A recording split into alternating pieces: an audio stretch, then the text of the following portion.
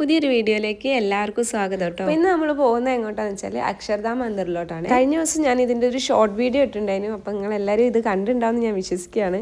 ഇല്ലെങ്കിൽ എല്ലാവരും ഒന്ന് പോയി കാണണം. വീഡിയോ കാണുന്ന ചിലർക്കെങ്കിലും ചിലപ്പോൾ അക്ഷർധാം മന്ദിറിനെ കുറിച്ച് അറിയാൻ മതി. ശ്രീ സ്വാമിനാരായണ ടെമ്പിൾ എന്നും കൂടെ ഈ അമ്പലം അറിയപ്പെടുന്നുണ്ട്. ഇത് ഗുജറാത്തിലും ഡൽഹിയിലും അതേപോലെ തന്നെ ജയ്പൂരും ഉണ്ട് കേട്ടോ. പക്ഷെ ഞങ്ങൾ പോയത് ജോധ്പൂരുള്ള അക്ഷർധാം. എപ്പോഴും പോകുമ്പോൾ ഗൂഗിൾ മാപ്പ് ഓൺ ആക്കിയിട്ടുണ്ടെങ്കിലും ഈ പ്രാവശ്യവും പതിവ് പോലെ ഞങ്ങളോട് വഴി തെറ്റിപ്പോയി. അങ്ങനെ കുറേ യാത്ര ചെയ്ത് ഞങ്ങൾ ഒരു ആളോട് വഴി ചോദിച്ചപ്പോൾ മന്ദിർന്ന് മാത്രമായിട്ട് ചോദിച്ചത്. മന്ദിർന്ന് പറഞ്ഞപ്പോൾ ഇവർ ഈ വഴിയാണ് കാണിച്ചത്. അപ്പം ഞങ്ങൾ ഈ വഴിക്ക് അങ്ങ് കയറി എനിക്ക് തോന്നുന്നു 1 കിലോമീറ്ററൊക്കെ ദൂരം ഇങ്ങനെ യാത്ര. ഏകദേശം മുകളിലൊക്കെ എത്തിയ സമയത്താണ് മനസ്സിലാകുന്നത് ഇത് അക്ഷർധാം മന്ദിർ അല്ല എന്ന്. കാരണം ഫോട്ടോസും വീഡിയോസും ഒക്കെ കണ്ടതിൽ അക്ഷർധാം മന്ദിർ പോലെ തോന്നിയില്ല കേട്ടോ.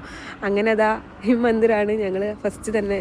എന്തായാലും വന്നതല്ലേ, ഉള്ളിൽ കയറി ഒന്ന് തൊഴുതിട്ടൊക്കെ പോകാമെന്ന് വിചാരിച്ചിട്ട് ഞാൻ മാത്രം കയറി കേട്ടോ. അവനെല്ലാം കയറിയില്ല, ഞാൻ മാത്രം ഒന്ന് തൊഴുതിട്ട് പുറത്തേക്ക് വന്നു.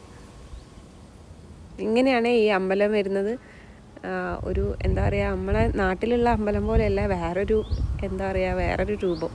ഈ അമ്പലത്തിൻ്റെ ഉള്ളിലോട്ട് കയറുന്ന സമയത്ത് എങ്ങനെയാണെന്ന് വെച്ചാൽ സായിൻ്റെ മഠത്തിലൊക്കെ പോയൊരു ഫീലാണ്. അതായത് സായിൻ്റെ മഠത്തിൽ പോയവർക്ക് മനസ്സിലാവും. ഉള്ളിൽ കയറുമ്പോൾ എന്താ പറയുക, കൊട്ടും പാട്ടും ഒരു ഭജന അങ്ങനെയൊക്കെ ആയിട്ടാണ്. അങ്ങനെ ഞങ്ങൾ അവിടുന്ന് തൊഴുത് പുറത്തേക്ക് ഇറങ്ങി. അതെന്ന് പറയുന്നത് ഒരു മഹാദേവ് മന്ദിരമായിരുന്നു കേട്ടോ. അങ്ങനെ അവിടുന്ന് ഒരു 5 കിലോമീറ്റർ അങ്ങ് പിന്നെ ഞങ്ങൾ യാത്ര ചെയ്തിട്ടാണ് അക്ഷർധാമിലെത്തി. അങ്ങനെ അവസാനം ഞങ്ങൾ അക്ഷർധാമിലെത്തി. എത്തിയ സമയത്ത് വണ്ടി നിർത്തിയിടാനൊന്നും സ്ഥലമില്ല കേട്ടോ, ഫുള്ള് വണ്ടി. അങ്ങനെ ഞങ്ങൾ ഒരു സ്ഥലത്ത് വണ്ടി നിർത്തി ഉള്ളിലേക്ക് പോകാൻ വേണ്ടിയിട്ട് ഇതിൻ്റെ ഗേറ്റ് നോക്കി പോവാം കേട്ടോ. അങ്ങനെ ഗേറ്റ് എവിടെയാന്ന് കാണുന്നേ. ഒരു 100-150 മീറ്ററൊക്കെ ഞങ്ങൾ ഇങ്ങനെ നടന്ന് ഈ ഗേറ്റും തപ്പിയിട്ട് അവസാനം ഞങ്ങൾ നിർത്തിയിട്ട വണ്ടി വീണ്ടും പോയി തിരിച്ചെടുത്തുകൊണ്ട് വന്ന് വേറൊരു സ്ഥലത്ത് നിർത്തി. അവിടുന്ന് കുറേ നടന്നിട്ടാട്ടോ ഈ അക്ഷർധാം മന്ദിറിൻ്റെ ഉള്ളിലേക്ക് എത്തുന്നത്. അങ്ങനെ ഗേറ്റൊക്കെ കണ്ടുപിടിച്ച് ഉള്ളിലേക്ക് കയറാൻ പോവുകയാണിത്. ഈ നടക്കുന്ന സമയത്ത് തന്നെ എല്ലാവരും വീഡിയോസും ഫോട്ടോസും ഒക്കെ എടുക്കുന്നുണ്ട്. അപ്പോൾ കുറേ ചേച്ചിമാരൊക്കെ ഉണ്ട് കേട്ടോ. നല്ല തണുപ്പായതുകൊണ്ട് തന്നെ എല്ലാവരും ജാക്കറ്റും ഫുൾ പുതച്ച് മൂടിയിട്ടാണ് വന്നത് കേട്ടോ. ഞങ്ങൾ ഇങ്ങനെയൊക്കെയാണ് പോയത്. സത്യം പറഞ്ഞാൽ ഒരു മന്ദിരം അല്ലെങ്കിൽ അമ്പലം പോലെ ഒന്നും ആദ്യം കണ്ടപ്പോൾ എനിക്ക് തോന്നിയില്ല കേട്ടോ. പക്ഷെ കാണാൻ നല്ല രസമുണ്ട് കേട്ടോ, ഫുൾ ലൈറ്റിംഗ് ഒക്കെ ആയിട്ട്. ഉള്ളിലേക്ക് കയറുന്നതിന് മുന്നേ തന്നെ ഇവിടെ കുറേ കാര്യങ്ങളൊക്കെ എഴുതി വെച്ചിട്ടുണ്ട് കേട്ടോ.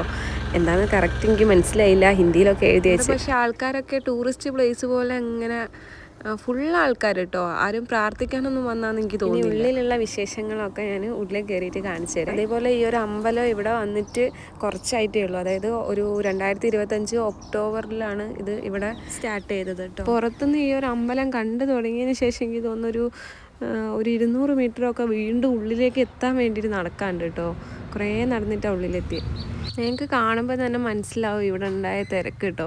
ഈ അമ്പലത്തിൻ്റെ പ്രത്യേകത എന്തൊക്കെയാണെന്ന് വെച്ചാൽ ഈ കല്ലുകൊണ്ട് കൊത്തിവെച്ച കുറേ ശില്പങ്ങളാണ്. അതേപോലെ തന്നെ ഉള്ളൊരു പ്രത്യേകതയാണ് ഇവിടുത്തെ ഗാർഡനും പ്രാർത്ഥനാ ഹോളുകളും. നമ്മളിപ്പോൾ കാണുന്നത് എന്താ വെച്ചാൽ ഗാർഡൻ്റെ ഉള്ളിലുള്ള വിഗ്രഹങ്ങളാണ്. ഞാൻ നേരത്തെ പറഞ്ഞ പോലെ തന്നെ തൊഴുകാനായിട്ട് വരുന്നവരാണെന്ന് തോന്നുകയില്ല. എല്ലാവരും ഇവിടെ ഫോട്ടോസ് എടുക്കാനും വീഡിയോസ് എടുക്കാനും അതേപോലെ ജസ്റ്റ് കാണാനും വേണ്ടിയിട്ട് വരുന്നവരാണ്. അങ്ങനെ പുറത്തുള്ള കാഴ്ചകളൊക്കെ കണ്ട് നമ്മൾ ഏകദേശം ഉള്ളിലെത്താനായി കേട്ടോ. ഉള്ളിലേക്ക് കയറാനായില്ല. അതിൻ്റെ മുന്നേ എന്ന് പറഞ്ഞാൽ 2 ആനകളൊക്കെ കണ്ടോ, അതൊക്കെ കല്ലുകൊണ്ട് കൊത്തി വെച്ചതാട്ടോ. അപ്പോൾ ഇവർ സ്റ്റെപ്പ് കയറി പോകുന്നതുണ്ടോ. അപ്പോൾ നമ്മൾ സ്റ്റെപ്പൊക്കെ കയറി ഇങ്ങനെ മുകളിലെത്തിക്കുക. മുകളിൽ നിന്ന് ഗാർഡൻ്റെ ഒരു വ്യൂ ആണ്. അങ്ങനെ അതെല്ലാം കണ്ട് നമ്മൾ ഇനിയും ഈ അമ്പലത്തിൻ്റെ ഉള്ളിലേക്ക് കയറാൻ പോകുന്നേ ഉള്ളൂ കേട്ടോ. അതിൻ്റെ മുമ്പുള്ള തിരക്കാണിത്. അങ്ങനെ താഴെയുള്ള തിരക്കെല്ലാം കഴിഞ്ഞ് മുകളിലെത്തിയപ്പോഴത്തേനും മുകളിൽ അതിലും വലിയ തിരക്ക്. ശരിക്കും പറഞ്ഞാൽ ശ്രീ സ്വാമിനാരായണ ടെമ്പിൾ എന്ന് പറയുന്നത് ഒരു പീസ്ഫുൾ ആയിട്ടുള്ള സ്ഥലമാണെന്നാണ്. അപ്പോൾ ഇതിൻ്റെ ഉള്ളിൽ കയറിയ സമയത്ത് ഫസ്റ്റ് ഒന്നും വലിയ പീസ്ഫുള്ളൊന്നും തോന്നില്ല. കാരണം എന്താണെന്ന് വെച്ചാൽ ഇവിടെയുള്ള ആൾക്കൂട്ടം, അതായത് ഇത്രയും ജനങ്ങളുടെ ഇടയിൽ പീസ്ഫുള്ളായിട്ട് ഇരിക്കാനുള്ള ഒരു സ്പേസ് പോലും അവിടെ. പിന്നെ ഇവിടെ ചെയ്തു വെച്ച ഈ ഒരു വർക്കിൻ്റെ കാര്യം എന്ന് പറഞ്ഞാൽ ഒന്നും പറയാല്ല കേട്ടോ. ഇതൊക്കെ കല്ലുകൊണ്ട് ചെയ്ത് വെച്ചാണ്. എല്ലാം വലിയൊരു അത്ഭുതം തന്നെയാണ് കേട്ടോ. എത്രയോ വർഷങ്ങളായിട്ട് പണിയെടുത്തിട്ടാണ് ഈ ഒരു രൂപത്തിൽ. ശരിക്കും പറഞ്ഞാൽ ഇവിടെ പ്ലെയിൻ ചുമരായിട്ടില്ല കേട്ടോ. എല്ലാ ചുമരിൻ്റെ മുകളിലും ഇങ്ങനെ ഓരോ രൂപങ്ങൾ ഇങ്ങനെ കൊത്തി വെച്ച് കേട്ടോ. എല്ലാവരെയും ഒന്നും മനസ്സിലായില്ല, ചിലരെയൊക്കെ മനസ്സിലായി. അങ്ങനെ വീഡിയോ എടുക്കുന്ന സമയത്ത് ഞാൻ 1-2 തൂണിൻ്റെ മുകളിൽ ചെയ്ത വർക്ക് മാത്രം കേട്ടോ കാണിച്ചത്. അതേപോലെ കുറേ തൂണുകളുണ്ട്, അവിടെയൊക്കെ പല പല രൂപങ്ങൾ ഇങ്ങനെ ചെയ്തു. അതേപോലെ തന്നെ ഓരോ അവതാരത്തിൻ്റെ അടിയിലും ഏത് അവതാരാന്നുള്ളത് ഇങ്ങനെ കല്ലുകൊണ്ട് തന്നെ കുത്തി വെക്കും കൂടെ ചെയ്തു. റൂഫിൻ്റെ മുകളിലുള്ള വർക്ക് എന്ന് പറഞ്ഞാൽ ഒരു രക്ഷയില്ല. ഓരോ കല്ലിൻ്റെ മുകളിലും ഓരോ ഇങ്ങനെ എന്താ പറയുക ഡിസൈൻ ചെയ്തിട്ട് ഇങ്ങനെ വെച്ചതാണ്. ഇത് നമ്മൾ കയറുമ്പോൾ നമ്മൾ ഈ ശിവനെയും പാർവതിനെയും ഗണപതിനെയും കണ്ടിട്ടാണ് നമ്മൾ ആദ്യം ഉള്ളിലേക്ക് കയറുന്നത്.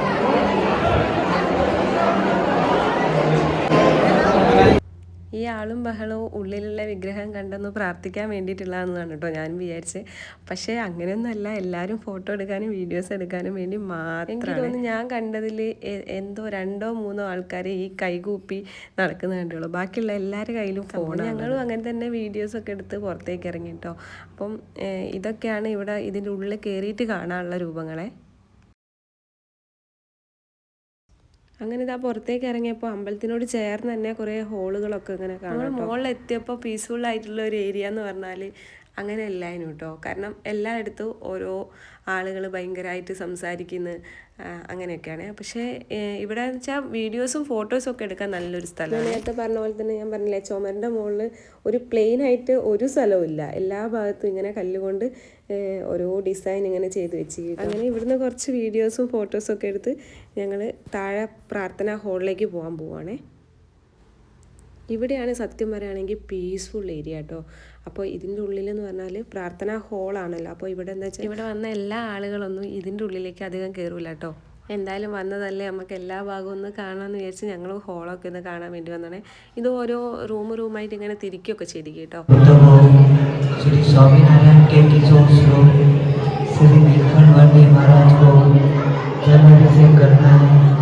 1 रुपया काउंटर पर संग्रह करें।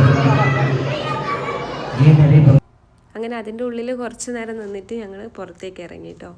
അപ്പം ഞാൻ നേരത്തെ പറഞ്ഞ പോലെ തന്നെ ഈ ഒരു അക്ഷരധാം മന്ദിറിൻ്റെ അല്ലെങ്കിൽ ശ്രീ സ്വാമിനാരായണൻ ടെമ്പിളിൻ്റെ ഒരു വലിയൊരു പ്രത്യേകതയാണ് ഇവിടുത്തെ ഗാർഡൻ. അപ്പോൾ ഇതെന്ന് പറയുന്ന ഗാർഡൻ്റെ ഉള്ളിൽ നമ്മൾ അമ്പലത്തിൻ്റെ പുറത്ത് ചെയ്ത് വെച്ച ഓരോ രൂപങ്ങളാട്ടോ. അങ്ങനെ നമ്മൾ ഇവിടുന്ന് ഒരു പോസിറ്റീവ് എനർജിയോടുകൂടെ തന്നെ കേട്ടോ വീട്ടിലേക്ക് പോകുന്നത്. അപ്പോൾ ഈ ഒരു സ്ഥലം വരുന്നത് എവിടെയാണെന്ന് വെച്ചാൽ രാജസ്ഥാനിലെ ജോധ്പൂരിൽ മണ്ഡൽനാഥ് റോഡിൽ സുർസാഗർ കാലിബേരി എന്ന് പറഞ്ഞിട്ടൊരു സ്ഥലത്താണ്.